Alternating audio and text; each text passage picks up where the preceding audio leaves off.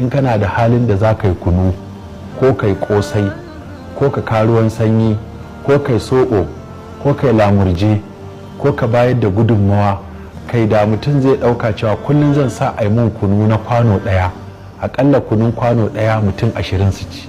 In ka lissafa mutum 20 sau 30 mutum nawa ka ciyar a cikin watan ramadana. Ko ka ce bari in sai kwanan dabino kullum in bada kwanan dabino ɗaya sadaka. Dabino ƙwaya ɗaya fa annabi ya ce ittaqin nara walau bi shiqqi tamra, ka kiyayi kanka da wuta koda da tsagin dabino. Idan mutum ya siyo kwanan dabino ɗaya ya wanke shi ya shiga masallaci ya ba wa masu azumi suka yi buɗe baki da shi, manzon Allah sallallahu alaihi wasallama ya ce wanda ya ciyar da mai azumi yana da ƙarin azumi.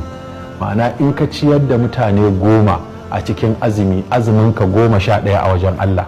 Idan ka ciyar da mutum 30 a watan